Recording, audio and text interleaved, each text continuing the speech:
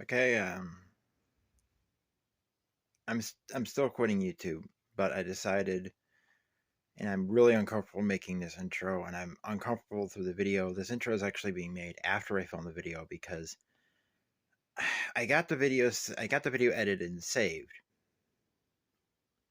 It's 37 minutes long because there's 20 cars to undo, uh, and 20 cars to show, and then it saved, but the aspect ratio was off. And it changed it to 1:1. It had those stupid blurry bands at the top and bottom, which it's done on two other videos that I couldn't figure out why it had done that on. Videos that have since been deleted because they're among the ones that I deleted. And if I put those back up, I'm going to re-edit them to not have those bands. But when I tried to save it without the band, without those, with the aspect ratio being fit to screen, it wouldn't save. So I'm redoing the intro because I'm going to be doing it in two parts. So I have two new videos on a channel that I am quitting. But the reason why I'm doing them is that on the live stream there were two cars that I hadn't figured out, and I want to clarify what those are, and also because Mark from My Life Tracks mentioned speaking to me at the show, I figured I'll just make a video showing what I got at the show, which is not going to be two videos. Through the video I talk about being uncomfortable, and I am so uncomfortable making the video now, making videos now. So yeah, it's definitely just burned out and not feeling the YouTube thing anymore. But got a video for do two intros, one for part one. This will be on part one, and then I'll do another intro for part two. I don't feel good. So here's the stuff I got. About half of the stuff I got at the Davy Train. Okay, as Mark said in his video, this is a great place to get vendors, and you can see I filmed these two already, and I deleted the video because it was just getting too long. I want to make this a short video. So we have two cars that I got. These were $6 a piece, or 2 for 10. So I got two of them. Both are Athearn. No, I don't think. No, both of them are not Athearn blue boxes. This one is an Athearn blue box, Illinois Central, which is a little 2 years too new for what I'm currently doing, and it's too old, really too old for the other one. Oh, because it has roof walks, it's too old. But this will be a great addition to the layout just because of its Illinois Central, and I did not have Illinois Central previously, but now I do. And having some variety in road names is wonderful. The other one is this one. This is the Atlantic and Danville, and you can see this one is weathered. This is, I can't remember. This is a ALM, I think it is.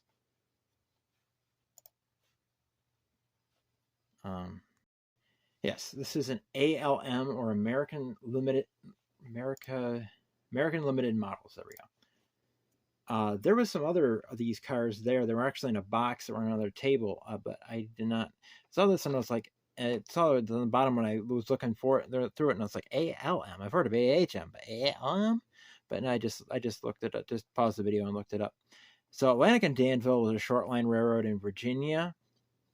They were leased by the Southern until 1932. Eventually, the Southern terminated the lease, and then they operated on their own until 1960 and went bankrupt. And Norfolk and Western purchased them in 1962, and they formed a subsidiary. And now some of their track is run by the Commonwealth Railway, which is a Genesee property, and some of their right of way is a rail trail now. So that's another one. That's why I bought the Illinois Central. I wanted this car, and I didn't. It's like, if I can get, sure, I'm spending $4 more, but if I'm getting two cars for the price of 10, for $10, of course I'm going to find another car that I would want for that. So, and these cars had knuckle couplers on it. The other box that was like $5 each, or 2 for $8, I think it was, had horn hooks. I don't really want to mess with horn hooks. I have a few cars with horn hooks that I don't really want to mess with more. So here's the other one. This is Evergreen Freight Car Corporation, and we'll look up at the my screen here, and you can see there's one of their freight cars. This one's actually a Hi-Cube boxcar. This picture was actually taken in Rochester. This is in Rare Pictures Archives, taken by Christopher Smith on November 1st, 1967. You can see the similarities. Of course, this one, I think that's 40 feet. I don't think that's it doesn't say how big it is, but yeah. But there's another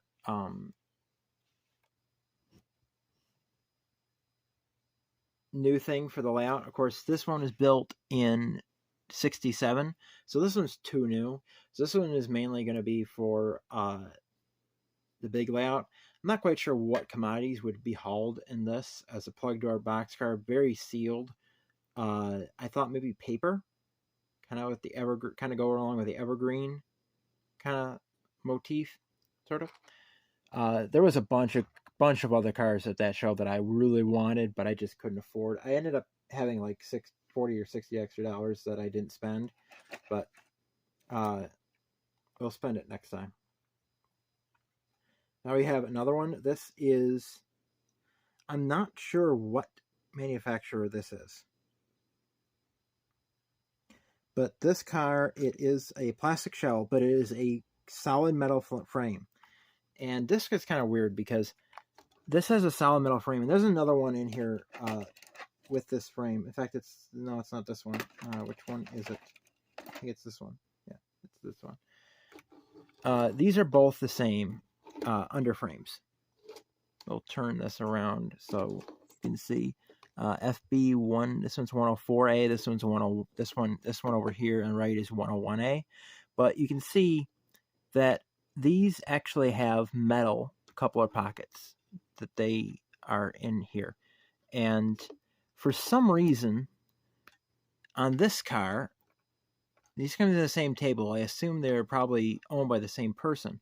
For some reason, somebody milled this out on both ends, over here and over here, and they replaced it with new coupler pockets, new KD coupler pockets. I don't know why they would do that. These coupler pockets were perfectly fine. I don't see any. They match up perfectly. So I don't know why they would do this, but some reason they did. But we got Union Pacific here, UP 150231. Again, metal frame, plastic body. Not quite sure who made that. I can't see any manufacturer on the other side of this at all. So I don't know. Maybe somebody else can say who that was. But these are good solid cars. I like them. And this one's Canadian National. Sparky when the stream said that it should be English on one side and French in the back. I only got English on this side and English on the other side. So, yeah.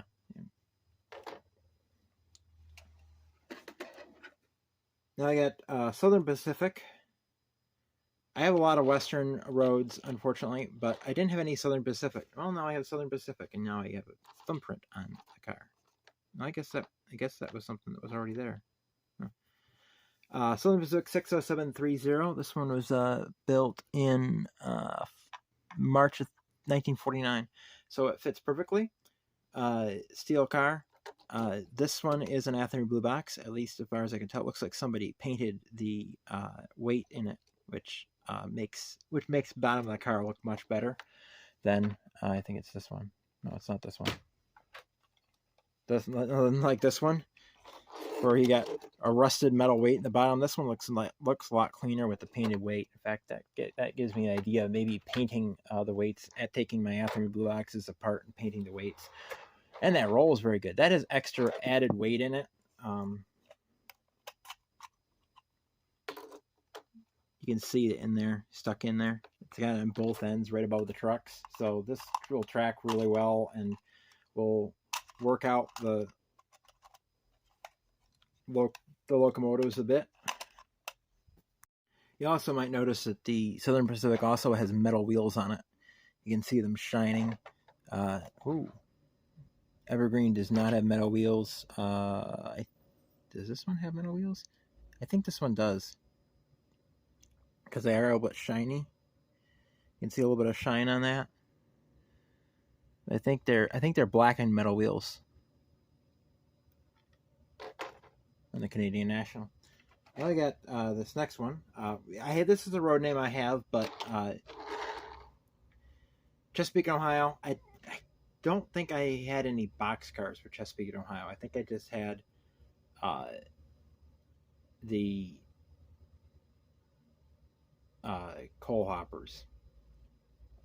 You might hear a train in the background. That's H-52 doing switching in town. But no, now you definitely heard it. Chesapeake, Ohio, 15347. This one is another 40-foot boxcar. I had planned on getting more coal hoppers. I really did. There was a guy that had some coal hoppers that I wanted to get at least a couple of. Excuse me. But he was packing up just as I was making my purchase round. Well, when I went by to buy them, he wasn't there. And then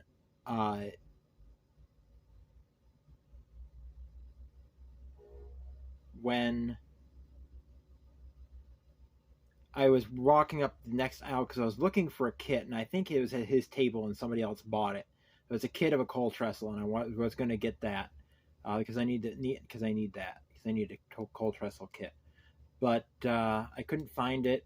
I was running out of time. People were really packing up, so I needed to get purchasing stuff. So I missed out on those coal cars. He put them away; they were full. So if he's at the Hemlock show, if he doesn't go to a next show until the next Batavia Train show, I'll buy all those coal hoppers off of him. And if he's not at the next show, or if he has sold them already, then I guess I won't. But this one again, metal wheels. I think they're metal wheels, or are they not? Nope, they're metal. Yeah, there's a metal. Somebody kind of painted the end here. It looks kind of sloppy. Not really done well. That looks more like somebody splattered it with paint off of McDonald's instead of mud. So, Now these two. Next two I'm going to show you are the real finds. And some people might say, oh, these are old and cheap. But I had never seen anything like this. I did not know these existed. And I talked about them on the show and on the live stream. And people weren't sure what they are. Well, I found out what they are. My first Chicago Northwestern boxcar, I have a covered hopper. But 65160, Route of the 400 and the Streamliners. Now, can you notice something a little bit different? You can't really tell from looking at it, I guess. Let's open this door. That is metal. This is an all metal car. The only thing plastic on this is the couplers, the wheels. Actually, I think the wheels are brass. And I can't tell if the truck frames are indeed metal as well. And these are spring truck frames. The air reservoir looks brass. I'm not sure if it is or not, but it looks brass. You can see how yellow it is. That's why I think the trucks and wheels, at least the axles, are brass. They're definitely two pieces because I can see the line on this wheel. You can see there's no markings on it whatsoever. Well, I did some research. I looked up the specific car, and I found this on eBay. Found one of these on eBay being sold for it was like I got this for $5, and it was being sold for like $12, $13. There were ones online being sold for up to $50. This is an Athearn metal line. These were released in 1948, at least as far as I can tell. These were released in 1948, and they were run until 1950, into the 1950s. So this could be as old as 1948, or it could be, and this the prototype was built in June of 1939. So I couldn't tell for sure. Looking at the history of Athearn, I couldn't tell for sure if they had made these before 1948, if they had made them when Athearn first started out in 1938, or if they just made the O-scale ones.